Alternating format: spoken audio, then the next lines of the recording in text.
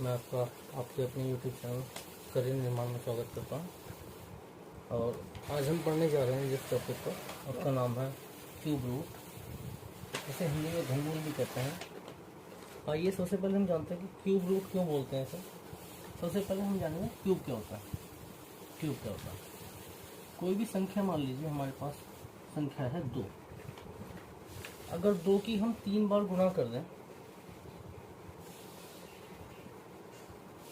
3 बार गुणा करने के बाद जो हमें प्रोडक्ट प्राप्त होता है, जिसे कहते हैं 2 दूनी 4 दूनी 8, 2 इंटू 2 यानी 8। जो हमें 8 प्राप्त हुआ है वो इसका क्यूब है। 2 का क्यूब क्या हुआ? 8। क्यूब मतलब किसी भी संख्या की 3 बार गुणा करने के बाद या मल्टीप्लाई करने के बाद जो हमें आंसर मिलता है वो होता है उसका क्यूब। ठीक है। रूट्स किसे बोलते हैं? रूट्स की हिंदी होती है जड़। जड़ मतलब जिससे इसकी उत्पत्ति हुई है। ठीक है। तो 2 का क्यूब तो हुआ 8, लेकिन अगर हमसे पूछा जाए कि 8 का क्यूब रूट क्या है, क्यूब रूट का मतलब ये क्यूब जिससे उत्पन्न हुआ है, यानी जिससे बना है ये, यानी 8 का क्यूब रूट क्या हुआ? 2। ठीक है। तो क्यूब रूट का मतलब क्या हुआ? जिस किसी संख्या से, जिस किसी ओरिजिनल संख्या से ये हमारा क्यूब प्राप्त हुआ है उसे बोलते हैं क्यूब रूट। अब जैसे 2 का क्यूब तो हुआ 8, ये इसका क्यूब। ठीक है। 3 बार गुणा करने के बाद मिलता है क्यूब। ठीक है। और जिस क्यूब से ये प्राप्त हुआ है हमें, जिस ओरिजिनल नंबर से ये क्यूब हमें प्राप्त हुआ है उसे बोलते हैं क्यूब रूट। ठीक है। तो 2 का क्यूब 8 और 8 का क्यूब रूट 2। ठीक है। क्यूब क्यों बोलते हैं? क्योंकि 3 बार गुणा हुई है। ठीक है। अब हम आगे आते हैं, लिख लीजिए सर, फिर आगे बढ़ता हूँ।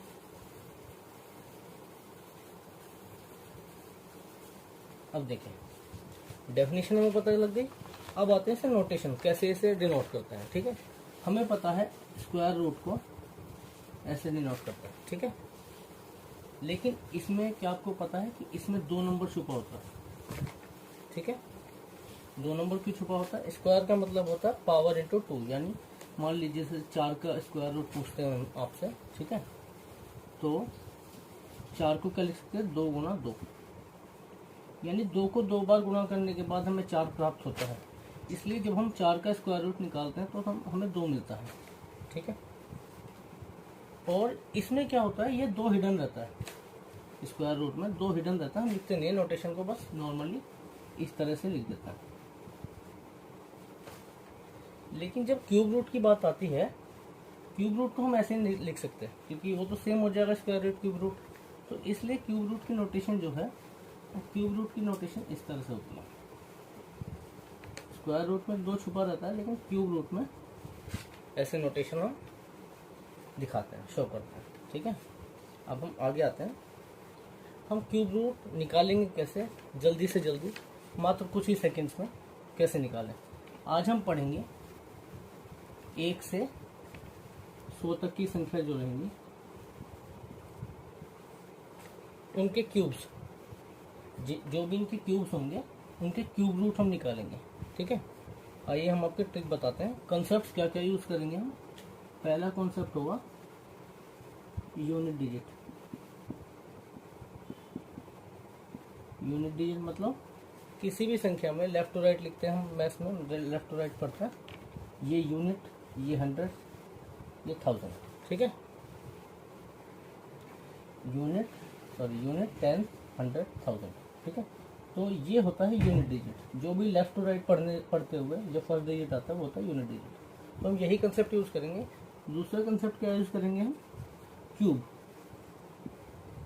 जो मैंने एक क्यूब लिखे हुए हैं 1 से लेकर 10 तक, यही क्यूब हमें क्यूब रूट निकालने में हेल्प करेंगे। ठीक है। तो हम पहला क्वेश्चन लेते हैं, किस तरह से हम क्यूब रूट निकालेंगे।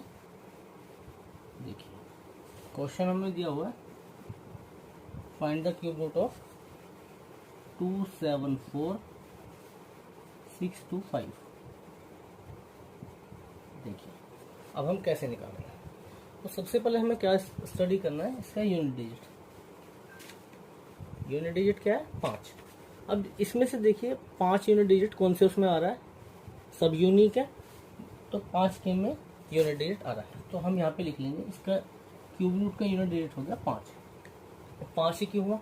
क्योंकि जब हम क्यूब करते हैं यूनिट डिजिट पे रहता है, इसलिए इसका यूनिट डिजिट बदलेगा नहीं, क्योंकि 5 का 5 ही रहता है, तो 5 आ गया। अब क्या करेंगे, अब जब क्यूब रूट है तो लास्ट के 3 डिजिट को छोड़ देंगे, बाकी जो डिजिट बचा हमारे पास क्या बचा, 274। और 274 से छोटी ऐसी कौन सी क्यूब है जो हमें पता है? अब देखिए 274 से छोटी ये तो हो नहीं सकती, अब छोटी ही क्यों ले रहे हैं? अगर मान लीजिए हम इससे बड़ी ले लेते हैं तो हमारा जो क्यूब रूट है ना, इससे ज़्यादा निकल जाएगा, इससे बाहर चला जाएगा। कैसे बाहर चला जाएगा? मान लीजिए 274 है, इससे छोटी क्यूब रूट है, क्यूब है हमारे पास 216, एक इसकी क्यूब है 6 की क्यूब है, तो 6 की क्यूब है, तो यहाँ पे हम सीधा सीधा क्या लिख देंगे 6। ठीक है। अब आप में से कुछ लोग कहेंगे हमने 7 क्यों नहीं लिया? जब हम 7 लेंगे तो 75 की जो क्यूब होगी ना, उसकी वैल्यू काफ़ी बड़ी हो जाएगी, उसकी वैल्यू काफ़ी बड़ी हो जाएगी, जो इससे बहुत बड़ी है, इसलिए इसका क्यूब रूट बड़ा कभी हो ही नहीं सकता। इसका क्यूब रूट क्या हो सकता है, 65।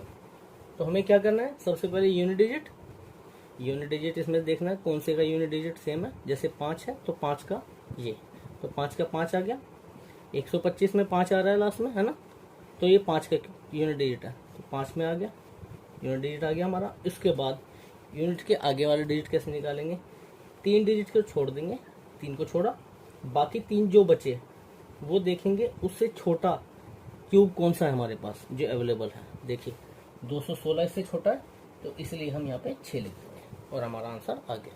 ठीक है। अब हम नेक्स्ट क्वेश्चन देखते हैं।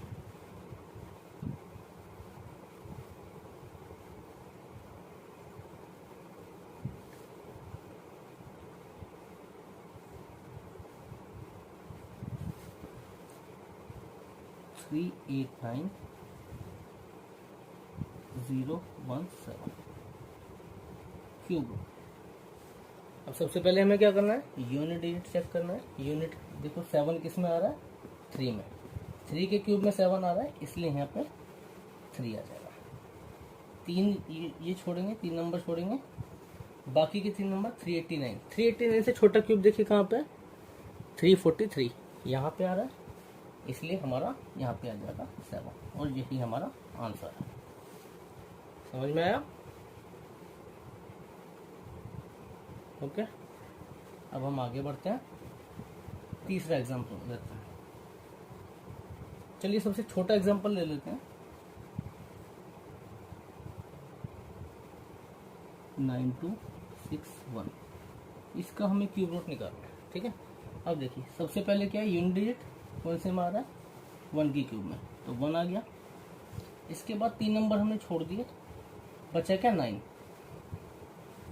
9 देखिए, 9 से छोटा क्यूब कौन सा, 8। 8 किसका क्यूब है, 2 का क्यूब है, तो यहाँ पे आ गया 2, तो हमारा आंसर आ गया।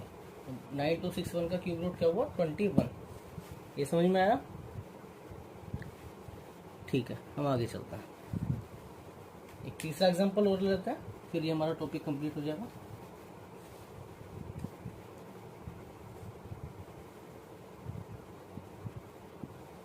सेवन 969 ये क्यूब।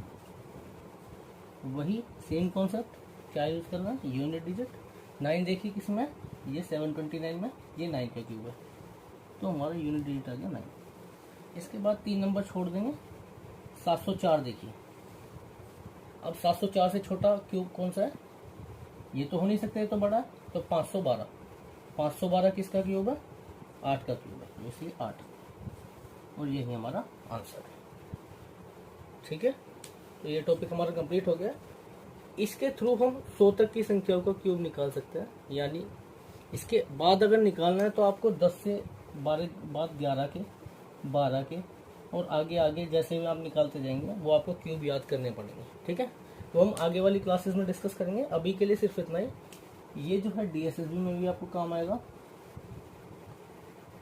UPSI में भी, और जितने भी एग्जाम्स हैं, क्यूब, स्क्वायर, स्क्वायर रूट और आपका क्यूब रूट, ये सब चीज़ें काम आती हैं, कैलकुलेशंस में भी काम आती हैं, और आपकी कैलकुलेशन भी फास्ट होती है। चलिए हम अब आपको अगली क्लास में मिलेंगे। धन्यवाद।